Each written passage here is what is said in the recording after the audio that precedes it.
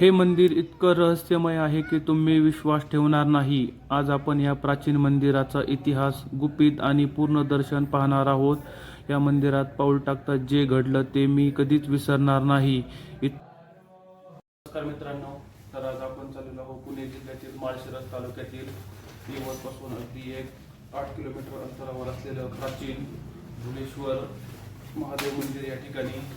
तर हे मंदिर पूर्ण यादवकालीन असून 13व्या शतकातील मंदिर पूर्ण दगडी कोरीव कामात केलेले आहे.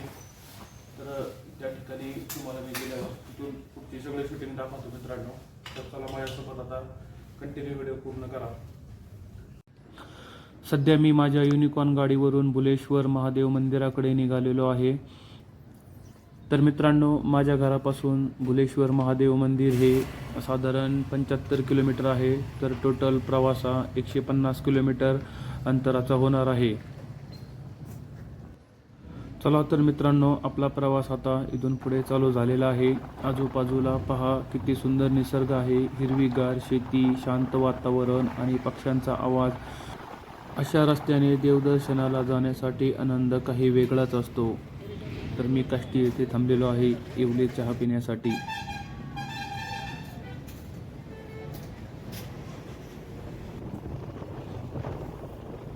शहराच्या गडबडीतून दूर इथे आल्यावर मन अगदी शांत होतं. खरंच महाराष्ट्राची ही माती आणि निसर्ग सौंदर्य मनाला भिडतं. प्रत्येक वळणावर एक वेगळं दृश्य दिसतं. जसं जसं मंदिर जवळ येतं तसं तसं मनात एकच भावना वाढत आहे. तुम्ही कधी अशा शांत देवदर्शनाला गेला आहात का? चला तर मग आता आपण पोचलो आहोत दिव्य भुलेश्वर महादेवाच्या दर्शनासाठी. हर हर महादेव.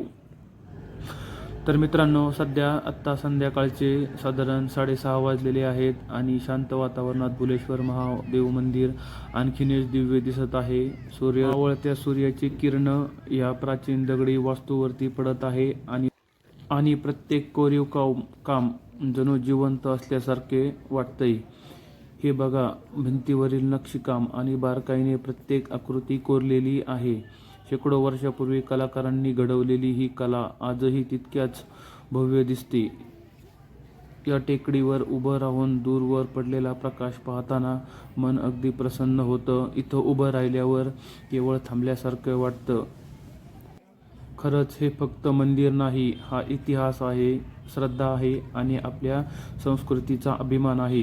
हे दृश्य तुम्हाला कसं वाटतंय मित्रांनो? कमेंटमध्ये मला नक्की सांगा. आणि आता आपण भुलेश्वर महादेव मंदिराच्या मुख्य प्रवेशद्वाराजवळ आलो आहोत.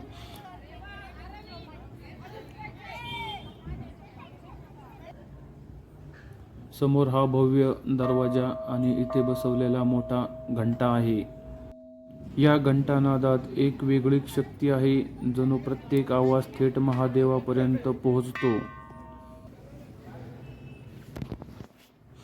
आता आपण भुलेश्वर महादेव मंदिराच्या आतमध्ये प्रवेश करत आहोत. बाहेरचं जग मागे राहिलं आणि इथे सुरू होत आहे एक दिव्य दर्शन आणि एक शांतता.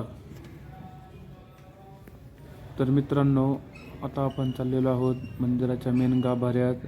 हे पहा, ह्या दगडी खांबावरील कोरीव काम प्रत्येक बारकाईने कोरलेले आहे. हे जणू दगड बोलत आहेत. शेकडो वर्षापूर्वी कलाकारांची ही कला आजही तितकीच जिवंत वाटते. ही वास्तू नाही, हा जिवंत इतिहास आहे.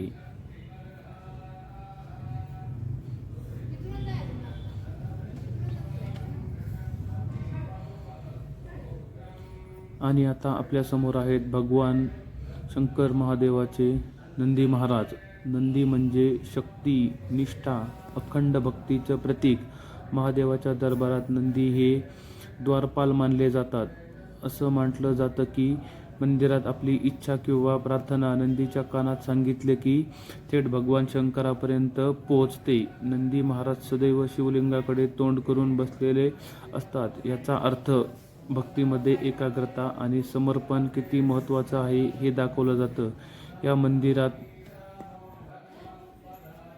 प्राचीन नंदी मूर्तीवरही अप्रतिम दगडी काम केलेले आहे. इतक्या वर्षानंतरही ही मूर्ती भव्य आणि शांत दिसते. तर नंदी महाराजांच्या पाठीमागे ही दगडी खिडकी आणि या खिडकीतून येणारा सूर्यप्रकाश थेट महादेवाच्या शिवलिंगावर पडत आहे.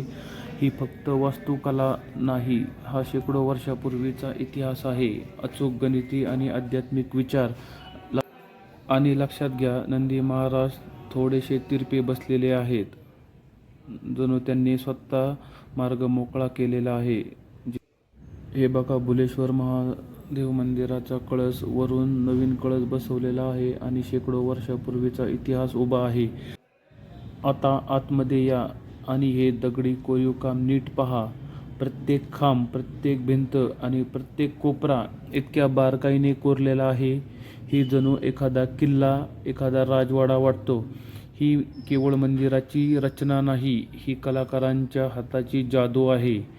कल्पना करा, त्या काळात ना मशीन, ना आधुनिक कुठले साधन, फक्त दगड, हातोडा आणि अपार श्रद्धा, आणि त्यातून निर्माण केलेली ही अप्रतिम वास्तू. प्रत्येक नक्षीमध्ये एक कथा आहे, प्रत्येक मूर्तीमध्ये एक भावना आहे. इतकं सूक्ष्म आणि भव्य कोरीव काम पाहताना अंगावर काटा येतो. खरंच भुलेश्वर मंदिरात पाऊल टाकलं की असं वाटतं आपण एखाद्या राजांच्या दरबारामध्ये उभं आहोत. इतिहास, वास्तुकला आणि अध्यात्म या तिन्ही गोष्टींचा संगम दिसतो. हे फक्त दगड नाही, ही आपल्या संस्कृतीची ओळख आहे आणि आपल्या महाराष्ट्राचा अभिमान आहे. खरंच हे ज्यांनी मंदिर घडवलं त्यांच्या कलेला आणि भक्तीला मनापासून सलाम. हर हर महादेव. तर हा पहा, मंदिराच्या बाहेरील साधारण 6:15चा टायमिंग आहे आणि मंदिर खूप उंचावर असल्यामुळे बाहेरील दृश्य खूप छान दिसत आहे. मंदिरातून बाहेर आल्यावर हा नजारा पहा. डोंगरावरून खाली पाहिलं की भुलेश्वर मंदिर किती सुंदर दिसतंय आणि आजूबाजूला पसरलेली हिरवीगार शेती. संध्याकाळच्या प्रकाशामध्ये ही संपूर्ण भूमी जणू सोन्यासारखी चमकत आहे. महादेवांचे दर्शन घेतल्यानंतर आता आपण मंदिराला प्रदक्षिणा मारत आहोत. प्रदक्षिणा म्हणजे फक्त मंदिराभोवती फिरणे नाही, तर आपल्या श्रद्धेचा, कृतज्ञतेचा आणि समर्पणाचा एक सुंदर क्षण आहे. या दगडी भिंतीला हात न लावता असं वाटतं की शेकडो वर्षापूर्वीची भक्ती आपल्या हातातून जाणवत आहे. प्रत्येक दगड, प्रत्येक कोपरा इतिहासाची साक्ष देत आहे. या बाहेरील कोरीव कामाकडे नीट पाहिलं तर तसं वाटतं की जणू हा एखादा किल्ला किंवा राजवाडाच आहे. भव्य रचना आणि मजबूत बांधकाम आणि त्यात मिसळलेली आध्यात्मिक शांतता. भुलेश्वर मंदिर फक्त एक धार्मिक स्थळ नाही, तर आपल्या संस्कृतीचं, कलेचं आणि इतिहासाचं जिवंत उदाहरण आहे. डोंगराच्या कुशीत उभं राहिलेलं हे मंदिर आजही तितक्याच अभिमानानं उभं आहे. वादळे आली, पावसाळे गेले, काळ बदलला, पण महादेवाची ही पवित्र जागा अजूनही भक्तांना आकर्षित करत आहे. इथून दिसणारा हा नजारा, निसर्ग, शांतता आणि अध्यात्म सगळंच एका ठिकाणी अनुभवायला मिळतं.